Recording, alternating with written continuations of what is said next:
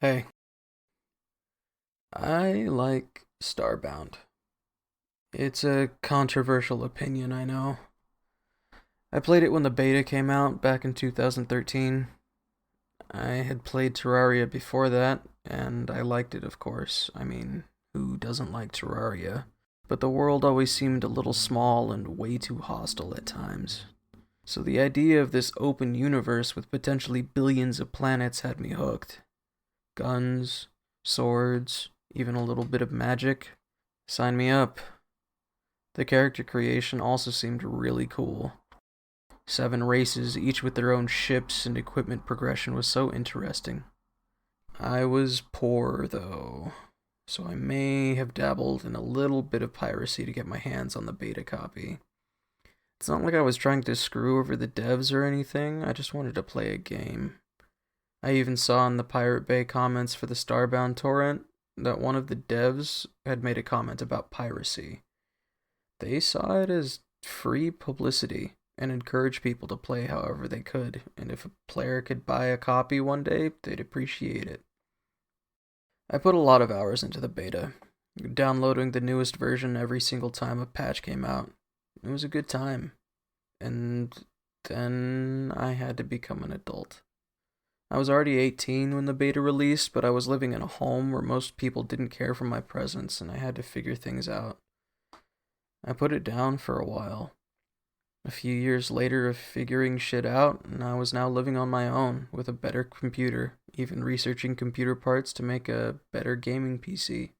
After a years long hiatus, I finally bought a copy of Starbound, tossing the devs their much earned coin, and it sucked. Okay, maybe it didn't suck, but I'll be honest. I didn't like some of the changes they made to the game when the full release came around. It was disappointing. I can't upgrade my ship whenever I want. I've got to play through a story I don't really care for. Where did this hunger bar come from, and why is it always trying to kill me? The game felt worse in some ways, or maybe I had just changed as a gamer. That said, I picked it back up a few times over the years, put almost 200 hours into the game, and still wasn't super impressed. 200 hours usually says otherwise, but I'm just a persistent bastard. That was until I discovered the Steam Workshop a couple years ago. Granted, I knew about the Steam Workshop, but I didn't spend a whole lot of time modding games until a couple years ago. Except for Skyrim. Mod it until it breaks was a motto I lived by with that game. I was bored. I started scrolling through my Steam library, that thing you do when everything feels empty, and I came across Starbound again, and I decided to give it another try. That's when I noticed the workshop page. Fuck it, I thought as I clicked the link and started scrolling. Surely there's something here that will enhance the gameplay experience. I've got a list of 67 mods installed now, ready for action. Started with a bunch of other mods until I noticed a lot of them required this third-party client called OSB, Open Starbound. Now, I like modding and all, but I usually hate third-party clients. It just bugs me in a way I can't explain, but there's a few mods that required it that I really wanted to play with, so it seemed like a necessary evil. I spent about 50 hours over the last few months testing and tweaking my mod list for this playthrough. The first being FU. Not FU like fuck you, not trying to insult you here, I mean frackin' universe. This is a major overhaul of the game as well as its progression mechanics. New races, new ships, new stuff to build, the works. I also downloaded all the things that come with it, like the music and the UI mod, as well as any patches that I could find for the other mods in my list. Other mods I included were Shellguard, Project Redemption, Project Nightfall, the Starforge, and Extended Story. I downloaded these because I wanted more content to play through. I know that Frackin' Universe already provides a lot of content, but I wanted some more stuff for the endgame, as well as something to make the base story a little longer. It's not necessary, but I wanted more stuff to do when I wanted to deviate from all the work towards character progression. I also really like the Magnorb's weapon you could craft, but was disappointed that there weren't more in FU. So I downloaded the expanded Magnorb's mod. It comes with its own dedicated crafter. I wish there was a patch to integrate it with FU, but beggars can't be choosers. I downloaded a lot of quality of life mods to help skip some of the tedious grind and focus more on having fun. I got 1 hour rotation for several of the different shops so I don't have to wait forever on things to cycle through. Armor augments, so I can actually use more than one augment on my character. I don't like how they're strictly relegated to EPPs in the base game. Plus, this way, it actually feels like character progression is a little more meaningful. BK3K's inventory.